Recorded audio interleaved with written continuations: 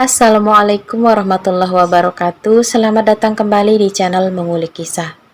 Kisah kali ini masih melanjutkan kisah Buati yang sebelumnya, dan mohon maaf untuk para pendengar setia, upload video kali ini agak terlambat. Oke, tanpa berlama-lama kita lanjutkan kisah Buati yang selengkapnya. Buati mengucap istighfar beberapa kali. Tak ada gunanya dia menjawab, hanya memperpanjang masalah saja. Lebih baik mendoakan Zidan agar tidak seperti yang disebutkan Bu Tejo, melangitkan doa langsung kepada Tuhan Yang Maha Kuasa. Astaga Tejo, namamu itu artinya cahaya, tapi kelakuanmu suram. Lagian nama laki-laki kok dipakai perempuan. Pantas saja kelakuannya pun sudah kayak preman, sampai membahayakan suamimu sendiri. Kekeh Bu Irma, orang kaya yang merupakan saingan Bu Tejo. Hanya dia dan keluarga yang tidak diundang ke pesta pernikahan putri sulung Bu Tejo. Nama-nama saya apa urusannya buat kamu? Ngapain kamu di sini? Sergah Bu Tejo berkaca pinggang melihat perempuan yang selalu modis dan cantik itu menghinanya. Apalagi di depan Bu Wati, orang yang selalu menjadi bulan-bulanan hinaannya. Pemilik nama lengkap Tejo Nikmatul Wardiah itu memang sengaja diberi nama Tejo oleh orang tuanya dengan harapan kehidupan ekonomi mereka bercahaya dan dikaruniai adik laki-laki kelak. Dan dia memang akhirnya memiliki adik laki-laki, tapi kehidupan mereka tetap susah. Namun setelah datang pinangan dari Pak Supri, orang terkaya di kampung, barulah mereka merasa kalau nama Tejo itu membawa keberuntungan. Saya kesini niatnya mau melayat. Kalau ada kemalangan, tidak diundang pun wajib datang. Kirain di sini memang ada tangisan pilu. Rupanya Bu Tejo sedang tertawa bahagia. Ujar Bu Irma mengusap kepalanya yang ditutupi kerudung warna hitam. Pakaiannya juga berwarna senada, khas orang-orang yang mau melayat. Hobinya hampir sama dengan Bu Tejo, mencari gara-gara. Kalau mau menghina orang kecil itu nggak pantas, lawannya nggak seimbang Bu Tejo. Masa Bu Wati yang tak punya apa-apa untuk dibanggakan, kamu hina terus? Kalau berani lawan saya.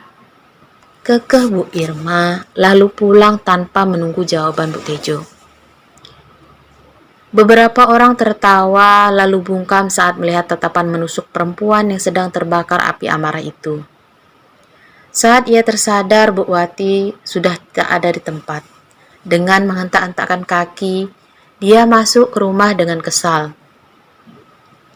Sementara di lain tempat, sepanjang perjalanan menuju kota yang menghabiskan waktu sekitar 6 jam perjalanan, Zidan tak pernah merasa ngantuk. Ia melirik sekilas semua rombongan di kursi penumpang telah tertidur. Kalau ngantuk tidur saja nak Zidan, ujar sang sopir yang sejak tadi memperhatikan remaja berkulit agak gelap itu. Saya belum pernah melihat berbagai macam keindahan alam maupun bangunan seperti ini, Pak. Saya mau merekamnya di memori otak. Balas Zidan. Matanya menatap keluar jendela mobil, tersenyum bahagia. Pak Alates, supir kepercayaan Bu Isma itu tertawa sekilas. Kamu itu polos banget, nak. Semoga keras dan liarnya dunia kota tak terlalu mempengaruhimu, ujarnya. Amin, Pak. Tak terasa minibus itu akhirnya berhenti di depan sebuah rumah bergaya modern. Dengan desain yang luas, rumah dengan garis bersih dan tajam, palet warna yang didominasi silver, dan menggunakan material yang meliputi logam, kaca, dan baja. Taman yang lumayan luas ditumbuhi aneka bunga yang indah dipandang mata. Garasi pun dibuka seorang laki-laki yang berpakaian hitam, dan terparkir di sana 2 unit mobil pribadi dan 3 motor keluaran terbaru dari berbagai tipe. Zidan tak henti mengucapkan Masya Allah, menatap takjub dengan keindahan di depan mata. Apa yang dia lihat sekarang jauh lebih mewah dibanding rumah paling kaya di kampungnya. Pak Alatas memasukkan mobil ke garasi lalu pamit pulang dengan para rombongan yang rata-rata dekat rumahnya. Meninggalkan dua orang yang masih baru saling kenal itu. Ayo masuk Zidan. Ajak Bu Isma, seorang perempuan parubaya membawakan tas milik majikannya. Anak sulung Bu Wati itu tersenyum dan mengikuti pemilik rumah. Lantai marmer yang putih membuatnya langsung membuka sendal jepit yang sudah menipis dimakan usia. Menentengnya sembari mata terus menatap ke sekeliling. Loh, kenapa dibuka sendalnya Zidan? Bukannya kalau masuk rumah sendal harus dibuka, Bu? Tanyanya balik dan heran. Bu Isma tertawa lalu ikut menenteng sepatunya. Mereka pun duduk di sofa empuk yang mengisi ruang tamu. Ibu tinggal sendirian di rumah seluas ini? Tanya Zidan penasaran. Sejak memasuki rumah, tidak ada yang menyambut selain perempuan yang membukakan pintu pertama kali dan menyajikan minuman. Anak ibu ada dua, Zidan. Yang pertama laki-laki, sudah menikah dan punya rumah. Mereka tidak tinggal di sini, tapi sering berkunjung dan menginap di rumah ini. Yang kedua, sekaligus terakhir, perempuan namanya Najwa. Dia masih kuliah, mungkin sebentar lagi pulang. Bi Ina, asisten rumah tangga sekaligus sudah seperti keluarga kita juga tinggal di sini. Jelas Bu Isma. Dan sekarang kamu juga akan tinggal bersama kami. Zidan mengangguk paham, masih tak menyangka akan tinggal di rumah sebesar itu, meskipun hanya sebagai pekerja. Teringat akan ibu dan adiknya yang tidur beralaskan kasur kapuk yang sudah lapuk. Sering tak sengaja bergeser dan membuat Aisyah maupun Ahmad terjatuh. Cukup sakit karena anggota badan langsung bersinggungan dengan papan yang jadi alasnya. Apa mungkin aku bisa membangun rumah yang layak buat ibu? Adik-adik akan besar dan dewasa.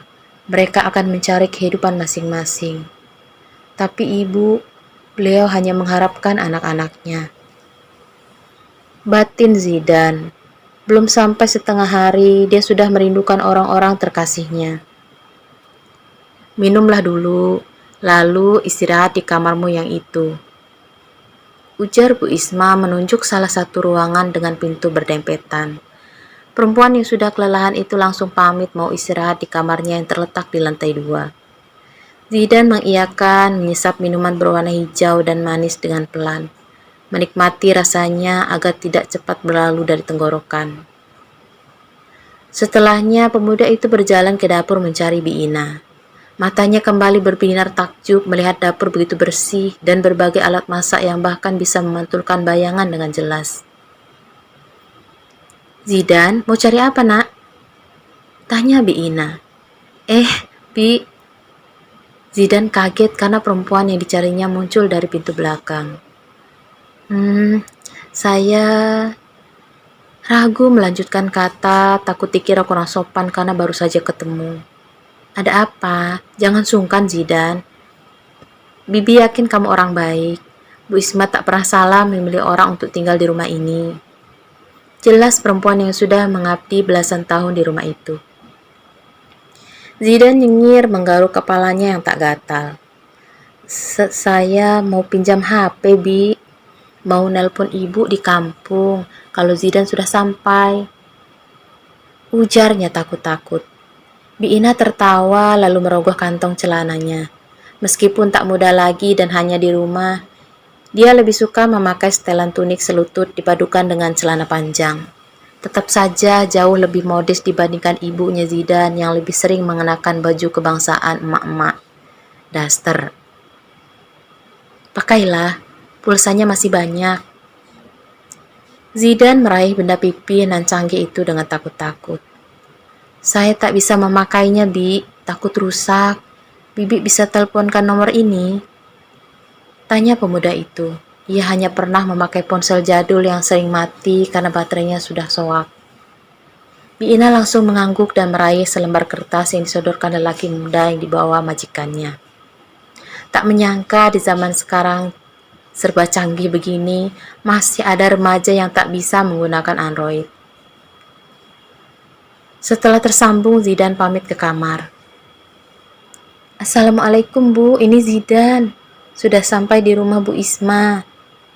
Sapanya dengan pipi yang menghangat, mendengar suara perempuan yang melahirkannya dari seberang. Waalaikumsalam nak, alhamdulillah. Sudah makan nak? Sudah Bu, tadi di jalan sekalian sholat zuhur. Balas Zidan dengan suara bergetar. Abang Zidan, kami makan sup ayam loh. Enak sekali. Tadi ibu yang masak. Ujar Ahmad, adik pertama Zidan.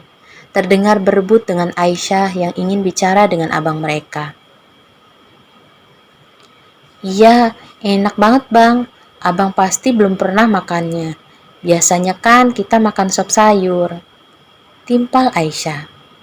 Zidan mengusap sudut mata dan menghirup udara dengan rakus, menetralkan suara agar tidak terlalu kentara sedang terharu. Tak tahan lagi, pemuda itu menjauhkan ponsel dan berlari ke kamar mandi, membasahi wajah yang sudah berurai air mata. Yang kuat ya Zidan, kamu harapan mereka untuk mengubah nasib.